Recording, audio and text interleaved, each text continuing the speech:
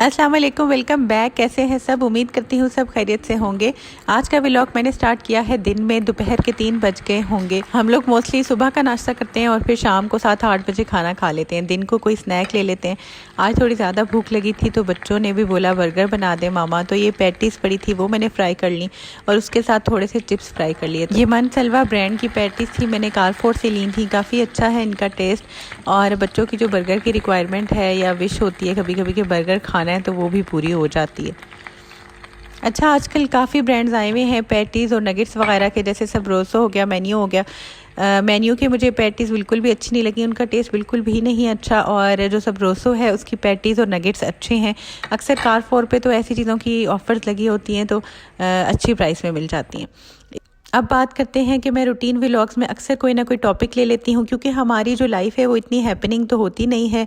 मतलब घर पे ही घर के काम करने होते हैं और वही ज़िंदगी की ट्रायल्स और परेशानियाँ साथ चल रही होती हैं जो सबके साथ नॉर्मली होती हैं।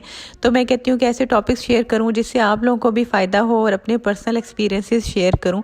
और मुझे बहुत ज़्यादा खुशी होगी कि अगर आप कमेंट सेक्शन में अपनी कोई लाइफ स्टोरी, अपनी कोई लाइफ एक्सपीरियंस मुझसे शेयर करें और फिर मैं नेक्स्ट डे उसको अपने व्लॉग में शेयर करूं। I will really appreciate this कि जो मेरी ऑडियंस है वो मेरे साथ कनेक्ट करे। और ये बर्गर बन गए थे, हम लोगों ने खाना खा लिया था। आज गंद बहुत बना हुआ था घर में, किचन में, हर जगह पे, क्योंकि मेरी जो बैक है उसमें बहुत ज़्यादा पेन हो रही थी। तो फिर मैंने अपने हस्बैंड से कहा कि आप थोड़ी मेरी हेल्प कर दें, घर पे हैं तो थोड़ा झाड़ू लगा दें। तो आप देख ही रहे होंगे कि झाड़ू कैसे लग रहा है, लेट गिर के बस लग रहा है, लेकिन इनकी मेहरबानी हो के चले झाड़ू ही लगा दिया था। हस्बैंड्स का कोऑपरेटिव होना बहुत ज़्यादा ज़रूरी है। थोड़ी बहुत ऊंच नीच हर घर में चलती रहती है, लेकिन मेन चीज़ होती है कि एक दूसरे का एहसास होना। अच्छा, नॉर्मली ये होता है कि हस्बैंड बीमार होते हैं तो बस वो फिर चारपाई पकड़ के बैठ जाते हैं, और जब बीवियां बीमार होती हैं तो वो बेचारी घर के सारे काम भी कर रही होती हैं, बच्चों को भी देख रही होती हैं। हस्बैंड्स के कोऑपरेटिव होने में बहुत ज़्यादा जो हाथ है, मैं कहती हूँ 70 to 80% वो मदर्स का और बीवियों का ही होता है।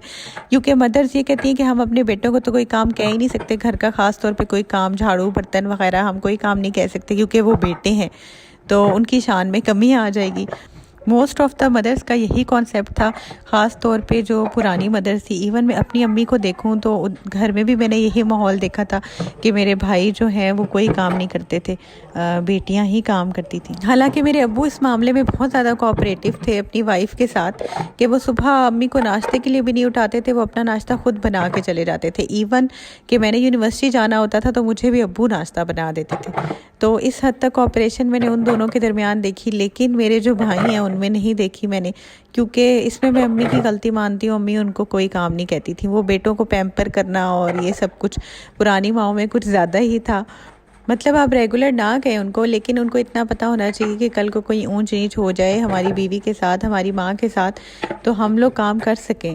लाइक मेरे हस्बैंड को तो जो आदत पड़ी है वो ऐसे पड़ी है कि हम लोग बहरीन में थे, मेरे दोनों जो बच्चे हैं वो बहरीन में पैदा हुए हैं, तो हम लोग वहाँ पे बिल्कुल अकेले थे। मेरी दोनों प्रेगनेंसीज उधर गुजरी हैं, तो वहाँ पे कोई भी नहीं होता था, कोई हाउस हेल्प नहीं थी।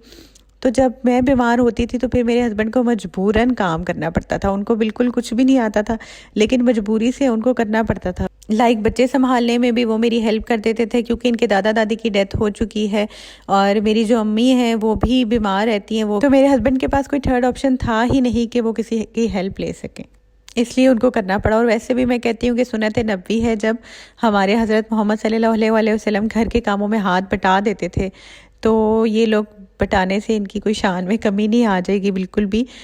और मैंने नोटिस किया है बहुत सी औरतें ऐसी होती हैं जो अपने हस्बैंड को काम कहना एक गलत बात समझती हैं, कि नहीं उनको काम कह ही नहीं सकते। मेरी जैसी भी तबीयत हो, कुछ भी हो, मैंने खुद ही काम करना है, मैंने खुद ही चैम्पियन बनना है। तो चैम्पियन बन के ज़िंदगी नहीं गुजरती बिल्कुल भी। आपके ऊपर ज़िंदगी में बहुत से ऐसे फेजेस होते हैं जहाँ पे आपको ज़रूरत होती है कि आपके हस्बैंड कोऑपरेट करें, ख़ास तौर पे औरतों पे, क्योंकि बच्चे भी उन्होंने पैदा करने होते हैं, प्रेगनेंसी से भी उन्हें गुजरना होता है, तो बहुत सवेयर हेल्थ कंडीशंस हो जाती हैं उस दौरान। तब भी अपने हस्बैंड को ये बात रियलाइज़ करवाने की ज़रूरत होती है कि मैं अकेली माँ नहीं बन रही, आप भी साथ बाप बन रहे हो।